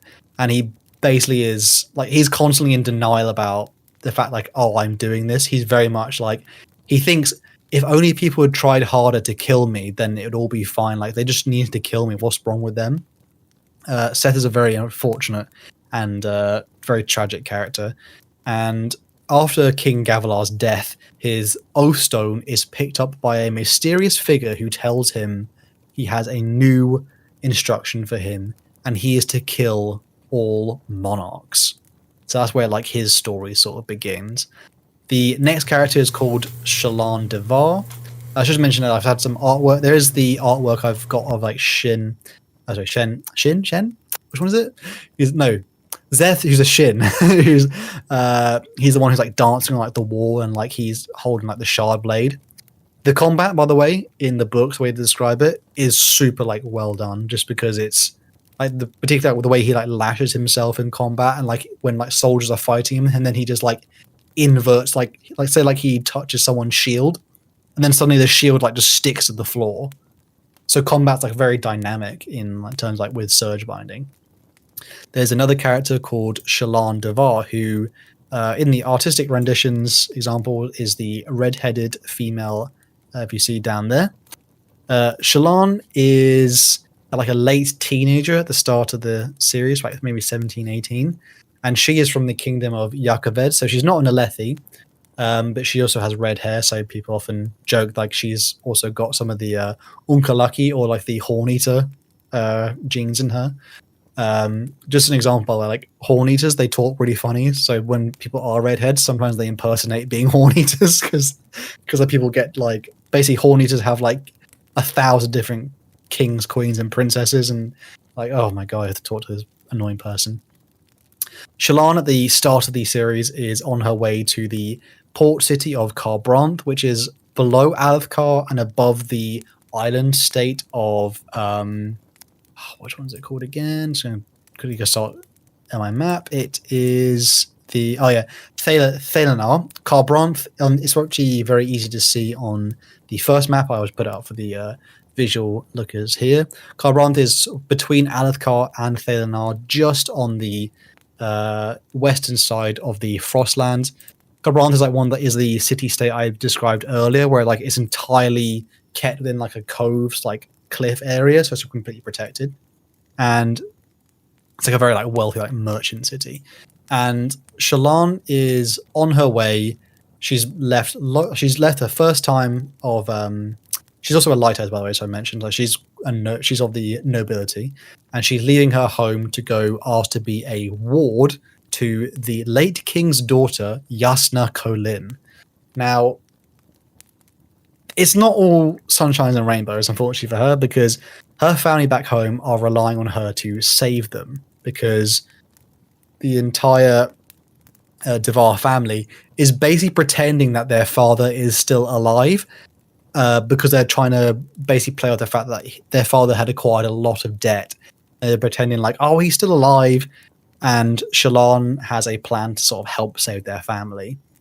Shallan's like unique thing about her is like the fact that her memory is photographic. So she has the idea like she can recall things from like obviously like how photographic memories work, and she can draw things from memory almost like a perfect level. She's a very, very good artist, but she has, as I said at the very beginning of this, mental health is the key here, brothers. She has a strong problem with like disassociation. I don't know if that's like the right way to phrase it, but essentially when she thinks like a terrible memory, she just dissociates and then it stops thinking about, like she pushes it to the side. And this is all from like her father's like cruelty when she was growing up. And the reason she is traveling towards particularly Yasna Colin, who's the daughter of the late king, who is in Kharbranth city, is she doesn't want to learn or be her ward, but she's there to steal something from her called a Fabrial. Fabrials are basically like the Stormlight gemstones that are like turned into a small they're very like incredibly rare devices. Probably should have mentioned it earlier, but essentially when you want to produce something, a Fabrial can like recreate an object or a piece of a thing, and it just uses Stormlight to do it. So often armies have like loads of people who use Fabrials to recreate food, but it doesn't taste very good. So people who live in like Alethkar, they often say like they have really spicy food because they have to import spices to put on all of their Fabrial made food. Kind of like the like Willy Wonka fake food or something, like very crappy. So Fabrials are okay, sorry? Is it like an imperfect copy then? Or is it just in the case of food it's not good? Like if they recreate like a sword, right? Is it? Yeah, it's not perfect. It's okay. It's like it'll dull quicker or shatter. I think it's like if you made all food, like if you've seen tofu versions of food. So like it looks like steak, but it's actually just tofu, and it all tastes kind of the same. If I remember correctly, I think that's kind of how it is. It's pretty like it's always like a slight blander copy of whatever you're doing, and it requires a lot of Stormlight to make it. But they can be used for things like, say, if you wanted to. I think one example was her father was using a fabrial to recreate. They had like a disused mine for like marble, and he would use the fabrial to create marble. So then they have like it's like a money making process. But most fabrials are pretty like tight locked, obviously because of how overpowered they are. they're not perfect though. They can't do like loads of stuff at one go, but they're pretty useful, obviously. But she is essentially traveling by ship. She's been chasing Yasna across the world because she wants to steal the Colin family, Colin's very famous fabrial, in order to replace the broken one that is with her family in Yakaved, which because her father got that one from shady people, and basically they want them to pay up and give them back a fabrial, and they're like, oh, we're in deep crap. But Shallan is essentially a young girl who's like out on a journey to essentially try and save her. Like the entire family is like relying on her, and she's just like she's the only girl of all these brothers, and she's got a lot of problems, but she's just going for it. Another character who's one of the PB characters is Yasna Colin. Not as much in the first book, but I think they expand a lot on her later. She is the daughter of former king, now dead King Gavilar, and her brother is the now king of Alethkar. She is the older sibling.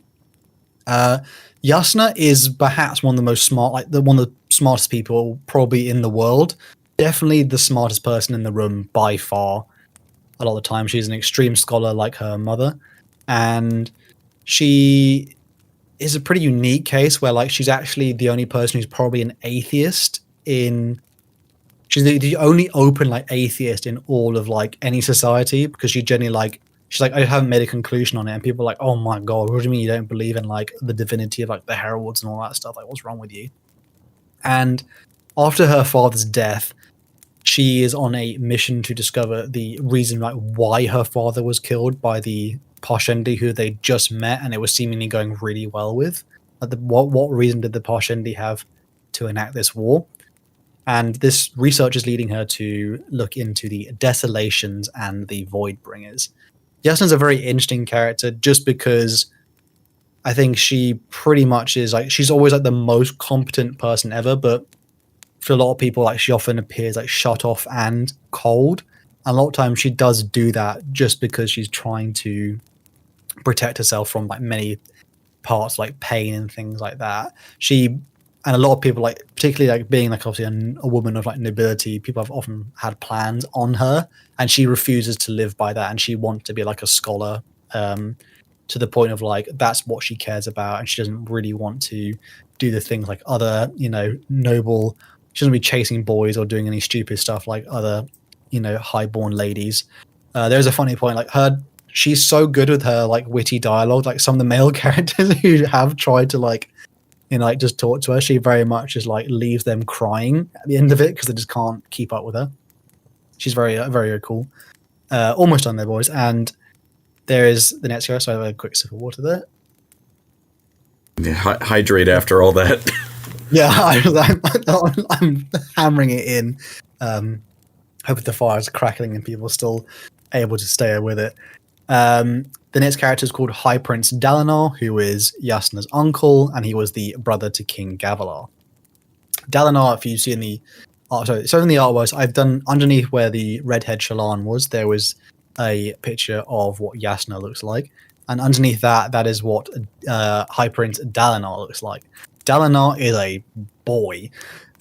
He's been a lifelong warrior. He helped his brother unite all the princes into one kingdom. He was nicknamed the Blackthorn due to his like reputation of being utterly ruthless as a warrior and sort of fighter. Because obviously, where they grew up in Alethkar, war is basically their blood. After his brother's death, he feels a lot of guilt for his brother's death because he wasn't there. Because on the night the assassin in white appeared, he was drinking, and there will be an expansion on that a lot in some of the later books. But post his brother's death, Dalinar is one of the other high princes, and he joins the Vengeance Pact with his nephew, who is the king. And he starts to look into what Gavilar meant by the quote written in his blood, which is from a book called The Way of Kings, which is obviously what the first book is named after.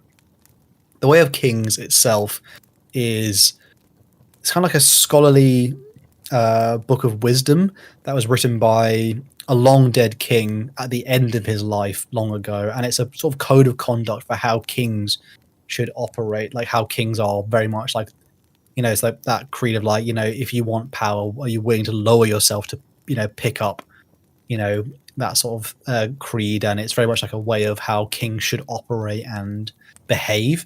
And his brother supposedly had been looking into it and then, God forbid, reading it at some point. And Dalinar starts to ask other highborn ladies to like read him the book because he's now trying to understand more about his brother post-death. Dalinar, at the start of the series, just a slight tangent here, like all of the high princes have basically moved like they have like a temporary city that's set up near the Shattered Plains. That like it's been this, the war has been going on for about 6 years at this point, just because they basically, a lot of them are enjoying fighting the Parshendi in these like massive battles across like the chasms and like these different areas. And it's profitable. Right? It's also profitable. The gem hearts. Yeah, there are things called gem hearts, which are like basically massive gems that are like similar to the smaller gems which store Stormlight, which come from these like massive like crab-like creatures, which they basically hunt as well. So basically they're having a massive ball, a massive fun time in the Shattered Plains. So they industrial military complex. Pretty much, yeah. Fantasy. And Dalinar, when the first book is happening, he's undergoing visions every time a high storm is passing over, and he starts to like scream, and like people have to hold his body down, but he can't wake. And he starts to see visions of past desolations. He sees the recreants when the Knights Radiant like abandoned all their shards and shard plate. And every time a vision ends, like he ends up as like a character, someone who's in the vision, and he kind of can interact with it in like a really realistic way. And at the end of every single vision, a voice like booms over, and someone looks to him and says, "Unite them," and it just screams it to him every time he undergoes a vision. And the last character is my boy. My favorite character is called Kaladin. Kaladin is, for the Way of Kings, the first book. He is mostly like, each of the main books follows like the main story, and then they follow a like they explore the background of a particular character in each of the books. So the first one's like Kaladin, the next one's like Shallan and things like that. And Kaladin is a dark-eyed boy from a poor region of like North Alikar, and he is training under his father to become a surgeon, which is like quite a big deal for like a lowborn dark-eyed boy in Alikar. And using a donation from the recently deceased local Bright Lord, they're like bright, their Light Eyes Lord. Basically, it's allowing Kaladin to go and train in, I think, is it Carburanth or another city, to go be a surgeon, which is like a big deal. I think. And Kaladin himself is quite like a mopey teenager at this point. He's good at like surgery and stuff like that, and he's good at being, a medical sort of professional in some regard, but he doesn't really want to do it. He kind of has this desire to, like, the ability to fight within him is like there. He doesn't know why, but like he feels like a sort of, how like he can sort of feels like that way of like the way of water almost. He's feels got like the fire or whatever. Yeah, like it's like it tied into him, and he's a very protective older brother to Tian, his little younger brother. Tian is a very gentle boy. He is like he literally makes Kaladin's like a very grumpy person, but he always smiles when Tian like, "I got you this rock and it looks so pretty." Like he's very, very nice. Tian's like sheltered, if you know what I mean. It's like a very Tian's like a very precious child. He needs a lot of help, and he's very shy and doesn't like talking to people. Whereas Kaladin is like very standoffish and protective. One day, when their new Bright Lord, who, by the way, this Bright Lord will come up again, this newer one. He's an absolute POS. This guy is the worst. This guy is like, I can't describe. He is like the sniveling, like he's their new Bright Lord because he got ousted from somewhere else because he's such a POS, and his like sniveling son appear. And This Bright Lord seeks revenge on Kaladin's father, who failed to save the Bright Lord's son after there was a hunting accident, because the father basically said, I can't save the son. The father and the son were both injured, and he was like begging, save my son. And the father went, the son's actually going to die because he's been pierced by like massive thorns. I can only save you. And he chooses to save the Bright Lord. Obviously the right thing to do, but probably the wrong thing to do, if you know what I mean. Just in terms of, like, it really ruins their lives. So he offers up Tian, the younger brother, to Bright Lord Amaram, who's basically he's offered him up as one of the conscript to one of the many border wars that's happening whilst all the big boys are in the Shattered Plains fighting the singing, double partners, Parshendi. And Tian is like not appropriate for this at all, but the Bright Lord's taken his quote-unquote revenge. Kaladin, against his father's wishes, joins Amaram to protect his little brother. And Kaladin's kind of alright with it, because Amaran is like seen as like he's a Bright Lord in the Light Eyes, but he's seen as like one of the good ones. He treats people with respect, and people offering like, I don't like Light Eyes, but that Amaran guy is a good one. And the story essentially starts with Kaladin as a slave, so it goes downhill. It goes downhill from there? I guess worse even than that. He gets the current theme, Kaladin's mental health issue, because they all have it, saying earlier, Dalinar's mental health issue earlier is essentially guilt. That'll come up a lot in the story. Kaladin's one is uber depression. My boy suffers depression hard. He is, at the start of the story, a branded slave and following the death of his brother. So right at the beginning of the book, you're like, his brother died. His brother died because some other soldiers didn't protect him, and he got killed in like a border skirmish, like pretty quickly on when they were soldiers. He was branded as a deserter, and Kaladin is currently being shipped away to be sent to the Shattered Plains to be sold into something called a bridge crew. The bridge crews are essentially slave crews who drive the massive like wooden bridges that allow armies to like run across the different shattered. So basically, like the Total War maps, Colin. Like there's that one that has 2 bridges, like something like that. Those one you always hope for. Essentially, yeah. Most of like all the Shattered Plains is just like cut off sections like that, and they have to make bridges and like these little beachheads into like these massive like battles between like knights and horsemen and archers, and then like the Parshendi lines. And the only way to do that is through bridge crews, and essentially a lot of the time is being in a bridge crew is like certain death because you are basically fodder. And he's being sold into a bridge crew, but throughout Kaladin's journey there, he is mysteriously followed by a wind spren, which I will happily expand on one day. And the very last thing here, I'm just going to end on this, brothers, is the character, Eli, you know him as Wit. If you know who I'm talking about. Kings, this is a character who goes by the name Wit. And this is the character who's like a reoccurring thing. You don't really get a POV of him, but I don't want to talk about him. He is the Wit, and he is basically called like the King's Wit, or like basically the jester of King Elokar / the Alethi Kingdom, and he's in the Shattered Plains, like temporary capital at the moment. And essentially, the King's Wit is a position where in Alethkar, you can't really like be seen to insult someone because people often just duel you. Like you can't talk crap at anyone. But there is a way around that, which is having like a King's Wit, who's basically their job is to go around insulting people and basically being like witty and funny and annoying as hell. So he basically got to be like, "Oh, lady, I can't believe you're wearing that tonight. Is it to distract you from your stanky breath or something?"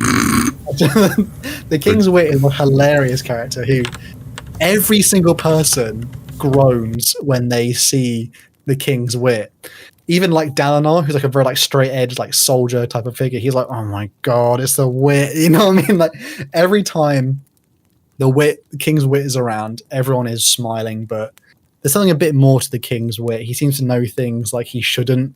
He knows things about the whole universe in Roshar that have not been told. I'm pretty sure his characters in all of the slight different spoiler. books. His character appears in multiple different universes. In the Cosmere or whatever. In the other series that Brandon Sanderson writes. There's something strange about the King's Wit, but honestly, whenever he's in the scene, he's absolutely hilarious. He has great interactions with like some characters that I can't spoil now, but he is particularly funny. And there's like another character who, well, I think one of the Bright Lords who like we end up hating in the series, like, and whenever he sees him, this guy's been like always on top, and he's a big dog. And whenever the King's Wit is like near him, this guy is like, oh my god, he actually wants to run away from him, like he's a big badass warrior, but he's like scared of the King's Wit because the Wit's about to like tear him apart. It's like his deepest, most horrible insecurities. The funny part about the King's Wit is like everyone's trying to kill him. So the position of King's Wit, the current Wit, has held it the longer than anyone else's before, because essentially whoever's King's Wit always gets assassinated relatively quickly, because they're so annoying. But this current King's Wit has been around the longest, and he is a recurring character. That, ladies and gentlemen, though, is essentially the current setup for most of the Stormlight archive. I have attached some for the boys here. There's like some visual arts of some of the things I put on screen during the recording here, though. I'll describe some of them. Like some of them are the characters I might describe a bit better. So Dalinar himself is, I didn't describe him earlier, but he's like quite like a tall, very broad man. He's in his 50s. He has two sons who are like reoccurring / more prominent characters later. One's called Adolin, is like the older brother, the perfect warrior, perfect handsome son, and then he has a younger boy called Renarin, who's kind of like a very like, I don't know if Renarin is possibly speculated maybe he has autism or possibly on the spectrum, or has like extreme social anxiety, but Renarin's not the most classic Alethi character, and so he's often insulted by people. But Adolin, his brother, and his father are very protective of him. Dalinar is built like a brick house. My dude is huge, he's muscular, he's quite good, like they're quite handsome, like just the Colins, all of them are really, and he's he can fight like no one, but he's sort of learning to be a more wise character. But yeah, he's pretty built. He's starting to grey. I think he's in his early 50s at the time of the start of the first book. He's still a baller. The dude Best still character. goes Best hard. character. Dude, like, because when he's in Shardplate, there's parts where like he just jumps off cliffs and then like rams into like Parshendi lines and just goes at it hard. Like, my dude is truly carrying the series. Kaladin is like Kaladin's only I think 19 at the start. He's tall, he's dark skin, dark eyes, dark hair. He's got very long like mopey hair. He's does have this brand, like a tattoo / burn into his forehead, that is like his slave brand.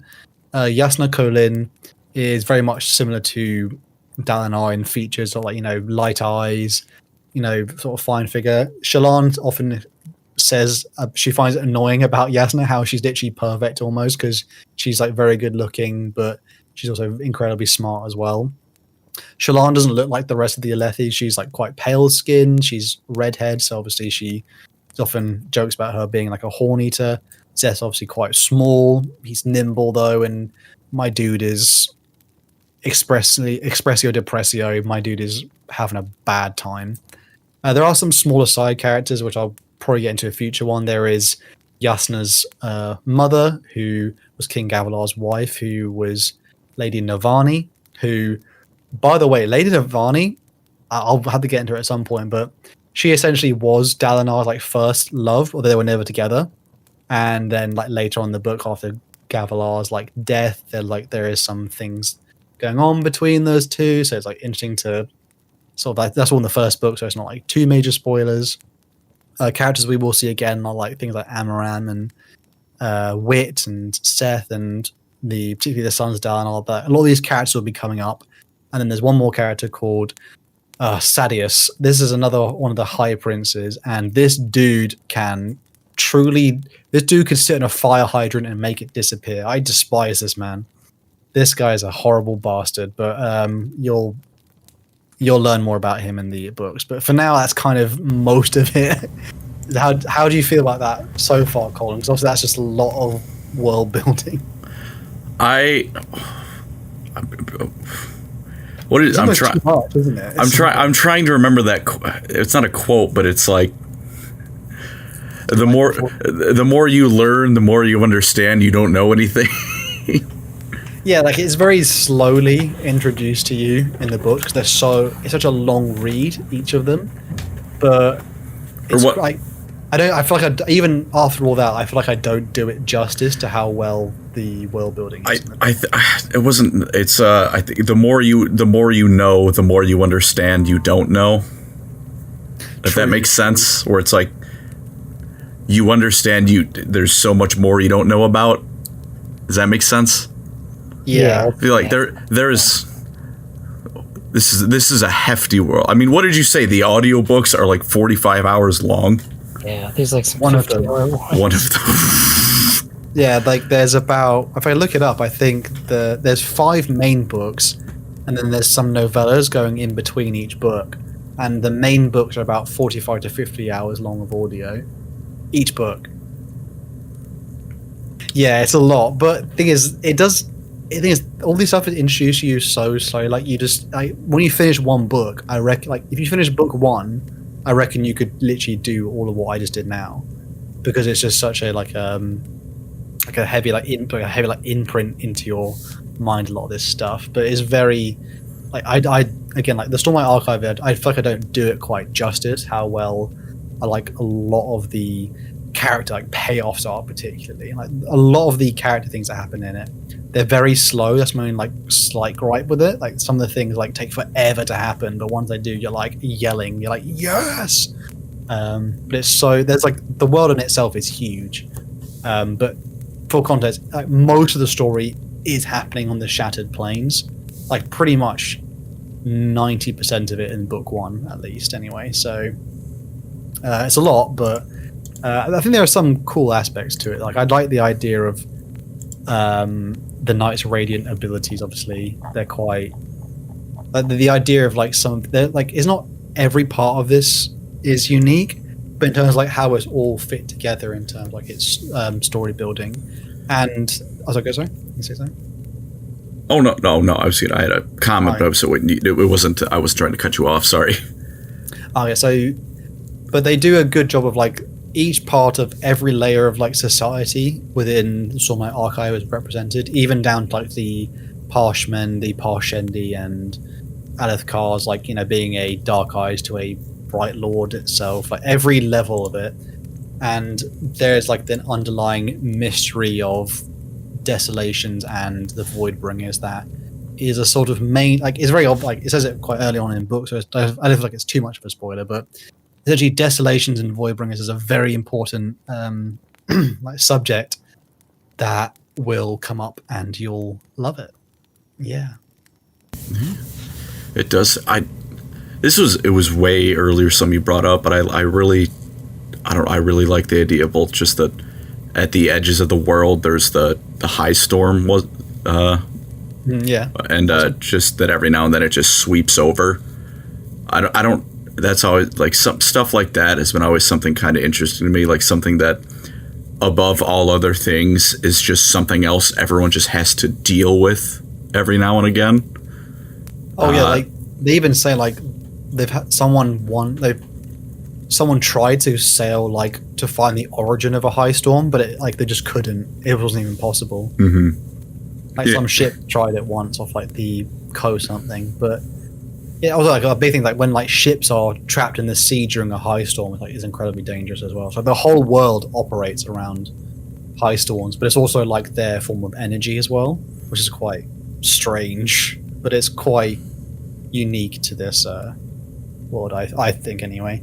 It reminds me of it's not a 1-to-1, but it reminds me of I don't know if you've played it, Hal, but you might have, Eli, Endless Legend.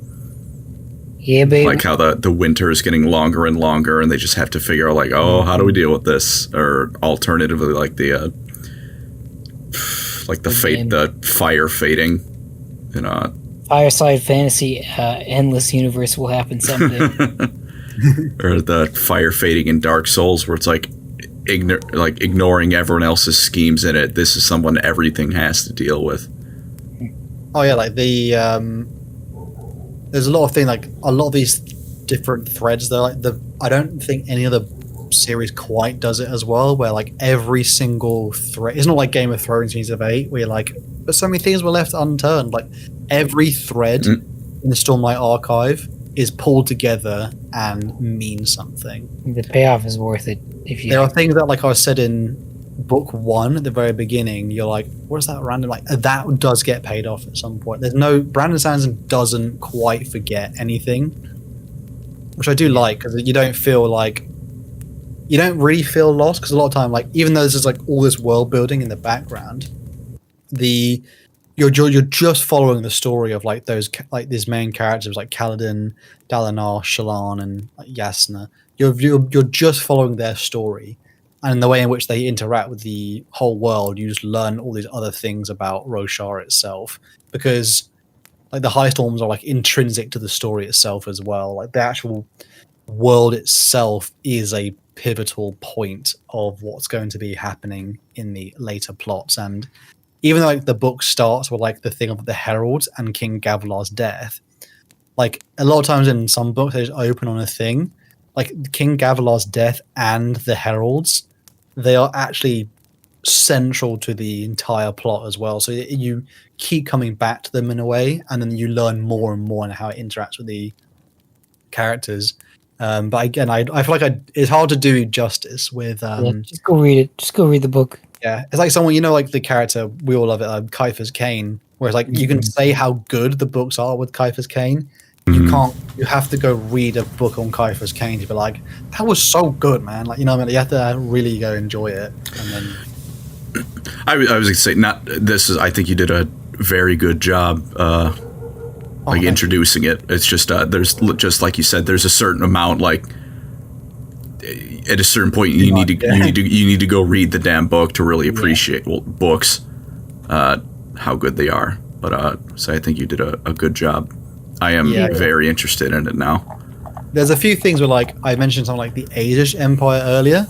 That's not a thing in book 1, luckily. Like, it's just one of the things, like, it just slowly, like, most of the story, as I said earlier, in book 1 is Shattered Plains, and then it expands out into, like, the rest of the world, obviously, that is incorporated into the story. So it's like, it does a good thing of, like, small scale to big scale, if you know what I mean. The book doesn't throw a million things at you all at once. No, and also, particularly each book, like, Shallan, Kaladin, Dalinar, Szeth, Sun, and most of these call him Szeth. So Dalinar, Yasna, Shallan, Szeth.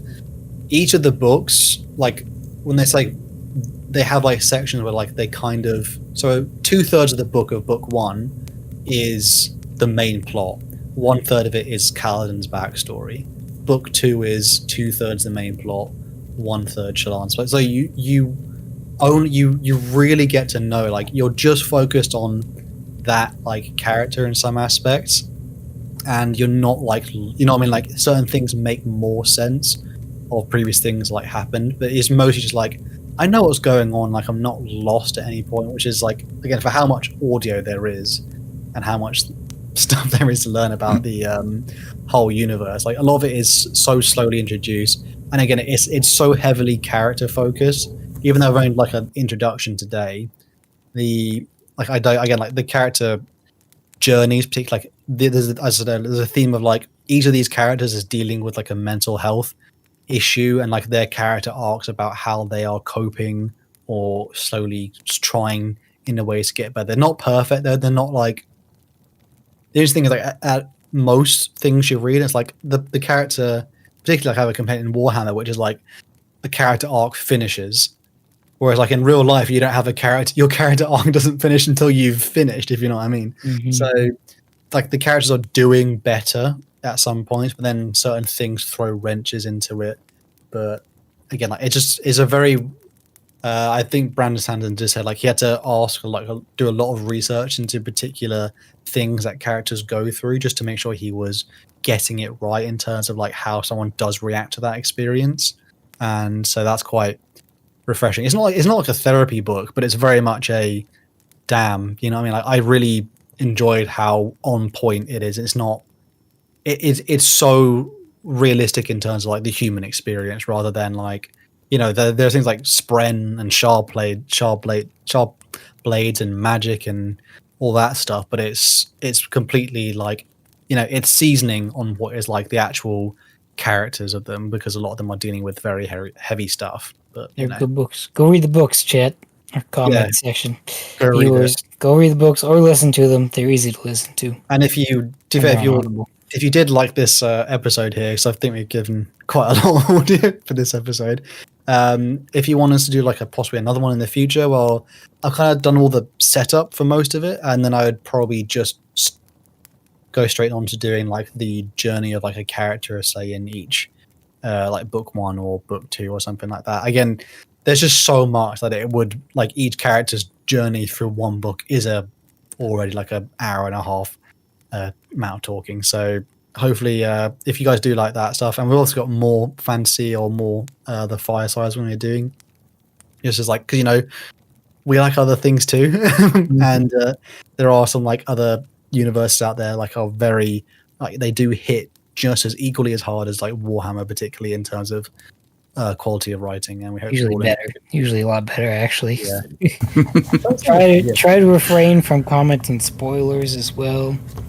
Don't or like flag it or whatever if you're gonna comment spoilers. I found a good way is to spoiler alert, and then have 5,000 lines of just dot enter dot enter. Then you can do your spoiler. Yeah, so or just let us know how you feel about the series as well, just in general, or other if you have other recommendations. Because as I was saying at the very beginning, Mr. Brandon Sanderson, my man, is the opposite of George R.R. Martin. This guy is pumping out quality books. I think he does a book like every 2 years. It's ridiculous, yeah. Sheesh. He finished off the Wheel of, you know, the Wheel of Time series, like 17 books long. Yeah. And then he wrote he literally said, you know what, I'm a help, and he wrote like I can write the last 3 books, and he did it like pretty much within like 3 years, and it's like, damn, my boy. Yeah, he's a great writer, and hopefully we get like a Mistborn series live action in the future.